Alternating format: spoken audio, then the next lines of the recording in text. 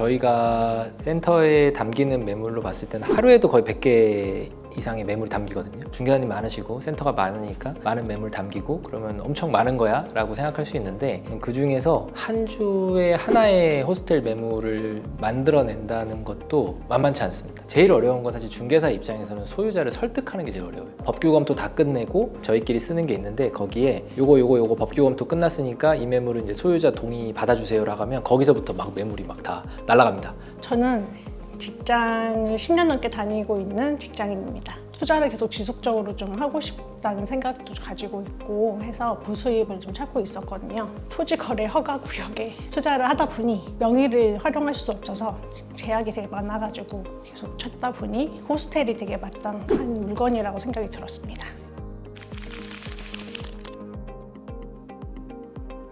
제가 사실 프로 수강러인데요.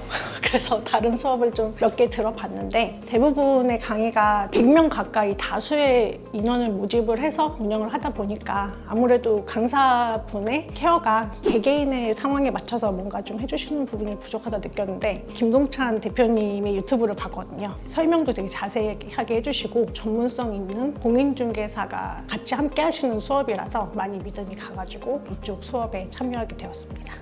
사실 지금 호스텔 물건은 너무 인기가 많아서 구할 수가 없어요. 전문가를 통해서만 찾을 수 있는 상황이긴 했는데 이곳에서는 그 물건까지 함께 제공해 주시기 때문에 엄청 힘들죠. 저희가 센터에 담기는 매물로 봤을 때는 하루에도 거의 100개 이상의 매물이 담기거든요. 중개사님 많으시고 센터가 많으니까 많은 매물 담기고 그러면 엄청 많은 거야 라고 생각할 수 있는데, 그 중에서 한 주에 하나의 호스텔 매물을 만들어낸다는 것도 만만치 않습니다. 제일 어려운 건 사실 중개사 입장에서는 소유자를 설득하는 게 제일 어려워요. 법규 검토 다 끝내고 저희끼리 쓰는 게 있는데, 거기에 요거 법규 검토 끝났으니까 이 매물은 이제 소유자 동의 받아주세요라고 하면 거기서부터 막 매물이 막 다 날아갑니다. 여기 매물도 사실 저희가 1층 임대차를 안 맞췄으면 소유자를 설득한다거나 뭐 이렇게 호스텔로 방향을 트는 게 아마 상당히 어려웠을 거예요. 일반인들은 그냥 공실이니까 뭐 당연히 들어가면 좋은 거 아니야 라고 생각하시지만, 임대인분들은 좀 더 장기적인 관점에서 보시기도 하시고, 그리고 다른 임차인과의 어떤 뭐 충돌이나 그리고 창업자분이 너무 비용을 많이 투입했을 때 사업이 잘 안 됐을 때 어떤 이슈들 뭐 이런 것까지 다 복합적으로 생각하시거든요. 뭐 임대료 뭐 10만 원 20만 원 더 주면 그냥 할 수 있는 거야 아니야 라는 그런 단순한 문제는 아니고, 신뢰관계 쌓고 그 신뢰관계 기반으로 임대인에게도 좋고 창업자에게도 좋을 때 결국에는 진행이 되는 거지, 저희가 이렇게 고객분이 있다고 임대인분 혹은 임대인의 다른 임차인들에게 피해를 줄 줄 아는 상황에서 막 진행하고 이럴 수는 없거든요.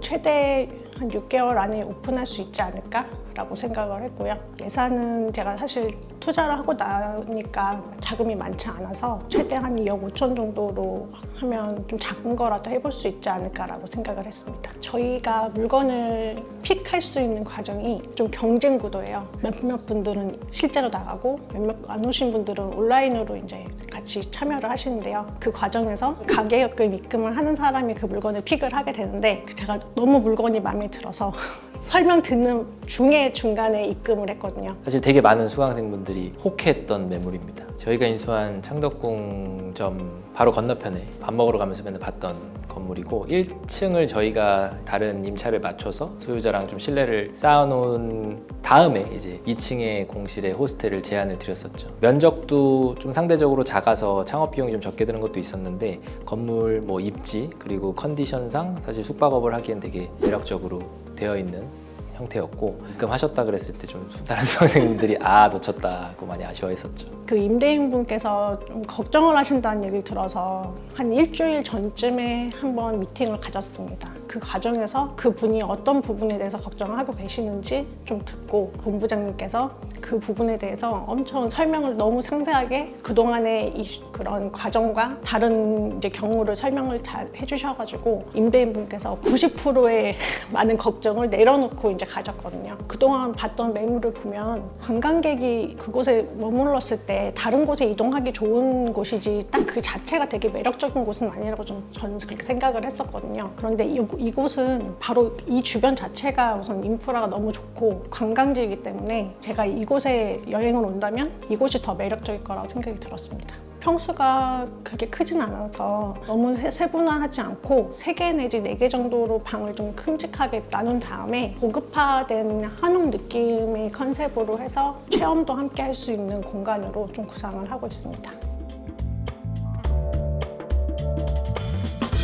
저는 이제 이 다음 스텝도 좀 궁금하거든요. 사실은 저는 건물주가 꿈이거든요. 그래서 건물을 사려고 했는데 저 공실을 나면 내가 어떻게 감당하지? 내가 뭔가 직접 할 수 있어야겠다 하다 보니 이제 이렇게 호스텔로 직접 이제 운영할 수 있으면 좋겠다라고 해서 천천히 이제 채워 나가는 중인데 그 다음에 이제 건물주 하는 과정도 또 어떻게 구체적으로 이끌어 주실지 그 부분이 되게 궁금하고 기대하고 있습니다. 저희한테 오시는 분들은 채팅방에 한 670명, 80명 계신데 제가 아마 거기서 아무나 연락해가지고 혹시 자가 건물에서 호스텔 하고 싶지 않으세요? 라고 물어보면 싫은데요? 할 사람은 없습니다. 호스텔 하시는 분들은 자기 사업장에서 내 건물에서 호스텔을 하고자 하는 꿈을 다 갖고 계세요.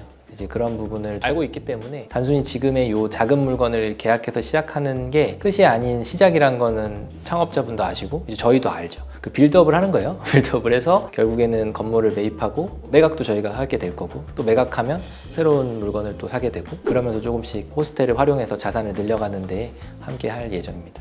저는 사실 이제 여러 가지를 이렇게 많이 살펴보고 와서 대략적으로 이제 에어비앤비, 단기 임대, 호스텔 이런 것들을 좀 비교를 해보고 나에게 맞는 것이 이거다라고 선택을 하고 온 건데요. 제가 볼 때는 이 과정은 기본 과정이 아니고 실전반이기 때문에 어느 정도 좀 기본기는 알고 이제 그런 부분이 정리가 되신 분들이 좀 와야 될 것 같고 결정이 돼서 오신 분이라고 하면은 그 다음 속도는 되게 빠른 것 같아요. 사실 어떻게 보면 제가 좀 그동안 여러 가지 수강을 했지만 섣불리 실천을 하지 못했던 게 뭔가를 정했을 때 극복하지라는 두려움이 있어서 저지르지를 못했는데 이 과정은 제가 저질렀을 때 그 다음을 함께 같이 케어해 주시는 부분이 있어서 제가 듣게 되었거든요. 그런 분들이 들으시면 도움이 될 것 같습니다.